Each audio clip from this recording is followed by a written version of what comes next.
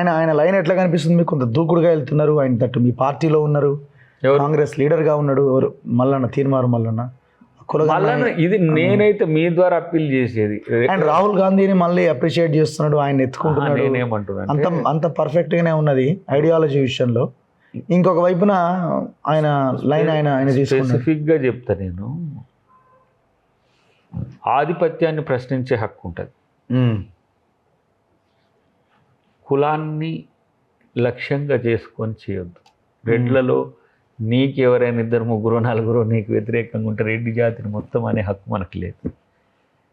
ఇది వాళ్ళకు రెడ్డి కమ్యూనిటీకి ఉండే హక్కు కూడా కదా. నువ్వు పదే నాకు రెడ్ల ఓట్లు వద్దని నువ్వు అంటుండి గడ్జెస్ పెంచుతుంటే వాళ్ళ సంఘాలు బయటకు వచ్చి వాళ్ళ మనల్ని ఇది ఈ సోషల్ డెకోరం దెబ్బతిన్నదనేది ఇక్కడ.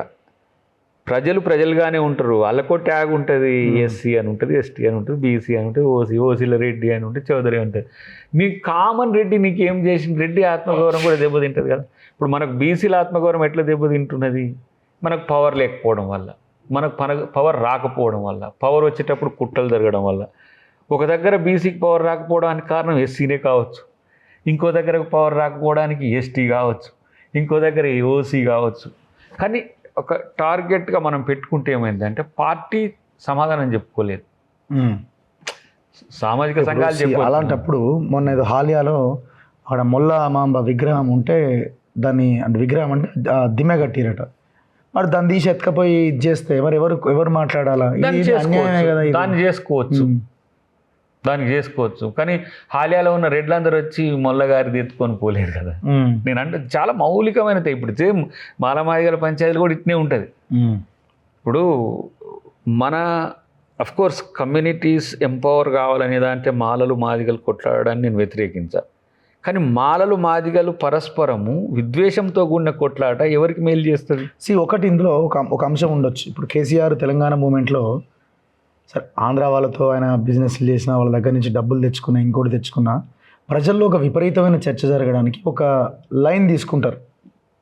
సరే వాళ్ళ మీద ప్రేమే ఉండొచ్చు, ఇంకోటి అని ఉండొచ్చు, బట్ అక్కడ ఆ ఐడియాలజీ దాంట్లో ఆ నినాదాన్ని ముందుకు తీసుకెళ్ళడానికి ఒక లైన్ తీసుకుంటాం, ఆంధ్ర వాళ్ళది ఇది అని అట్లా కొంత ఎక్స్పోజ్ అయ్యింది.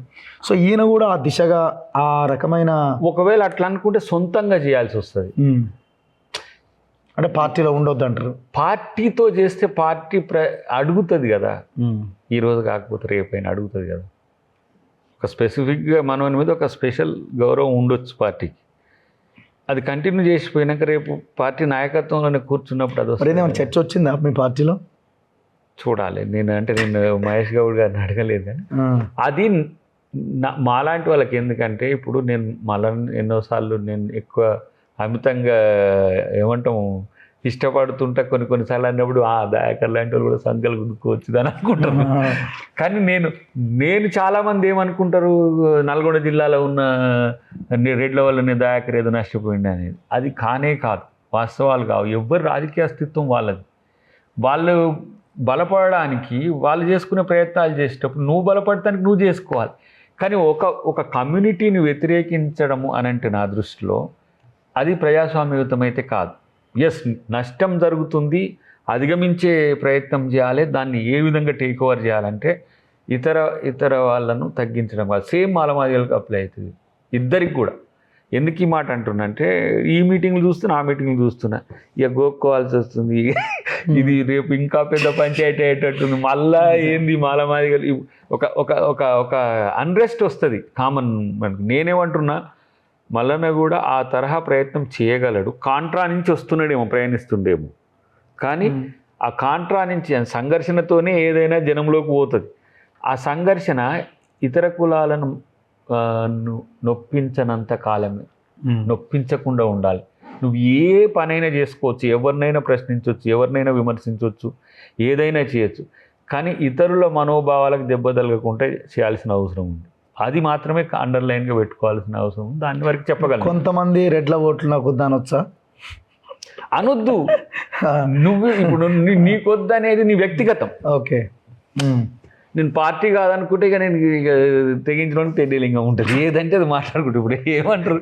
కాబట్టి ఇక్కడ నేను ఒక మాట అయితే చెప్పగలను, అందరి రెడ్లు సామాజికంగా మమ్మల్ని వ్యతిరేకిస్తుందనే ఆలోచన కూడా సమాజంలోకి పోవద్దు. ఎందుకు పోవద్దంటే చాలామంది చరిత్రలో బ్రాహ్మిన్స్ కానీ రెడ్లు కానీ చదువులు కానీ బీసీ నాయకులను ఎదిగించిండ్రు, ఎస్సీ నాయకులను ఎదిగించిండ్రు, ఎస్టీ నాయకులను ఎదిగించిండ్రు. కాబట్టి కొంతమందికి వ్యతిరేకం చేసి ఉండొచ్చు, అది అందరికీ కాదు. లేకపోతే ఈ పాటికి బీసీలు ముఖ్యమంత్రులు ఎందుకు అవుతారు, లేకపోతే బీసీలు మంత్రులు ఎందుకు అవుతారు, బీసీలు ఎమ్మెల్యేలు ఎందుకు అవుతారు?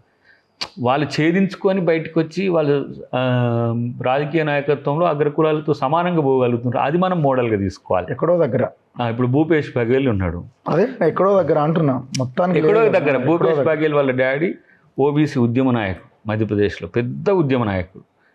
ఆయన నిరంతరం ఆయన చర్యలన్నీ కూడా ఓబీసీ జాతిని సమీకరించడం, జాగరూకం చేయడమే ఆయన పనిగా పెట్టుకుండు. ఫలితం ఏమైంది? ఛత్తీస్గఢ్ విడిపోయిన తర్వాత మధ్యప్రదేశ్ నుంచి తన కొడుకే ముఖ్యమంత్రి అయిండు. ఆ చైతన్య దీప్తి ఉండాలి తప్పితే వైరుధ్యాలు వైషమ్యాలు పెంచుకుంటే ఏమైందంటే ఏంది 2 వర్గాల మధ్యన పాకిస్తాన్ ఇండియాలా కొట్లాడుకునేది వద్దు. డెఫినెట్గా మనం కులంగా బలపడాలి, కుల ప్రజాస్వామ్యాన్ని కూడా పాటించాలి, ఇతర కులాలను నొప్పించకుండా ఉండాలి. ఇప్పుడు నువ్వు అనుకుంటున్న ఆధిపత్య కులాలు కూడా కింది కులాల పట్ల న్యూన్యతతో ఉండకూడదు. మనం సమానమనే ఒక చర్చను తీసుకుపోయే దిశగా ఉండాలి తప్పితే ఇక మీరు ఎక్కువే కానీ మీ ఎక్కువల పని పడతా అనే హక్కు మనకు లేదు. ఎందుకంటే నువ్వు ఆ ఎక్కువ కాడికి పోవాలి కాబట్టి రేపు నువ్వు కూడా అయిన తర్వాత ఇంకా నీకంటే కింది వాళ్ళు ఉంటారు. ఇప్పుడు ఇది ఎట్లా వచ్చింది పంచాయతీ? ఇప్పుడు ఎస్సీలకు సంబంధించి కూడా ఎస్టీలలో కూడా నడుస్తున్నది. ఇదంతా రాజకీయాల వైపు పోతే డెఫినెట్గా అది రాజకీయమే అవుతుంది, పరిష్కారం కాదు.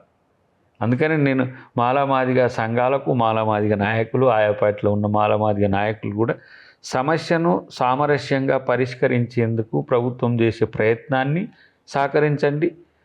ఇరు కులాల మధ్యన కూడా ఇప్పుడు ఇట్లా కొట్లాడుకుంటున్నారు కదా, మాదిగ నాయకులు వచ్చినప్పుడు మాల నాయకులు గౌరవించుకుంటారు, వీళ్ళు వచ్చినప్పుడు వాళ్ళు గౌరవించుకుంటారు. గౌరవించుకోవడంలో ఉన్న ఆ సౌభ్రాతృత్వాన్ని మనం పెంపొందించాల్సిన అవసరం ఉంది.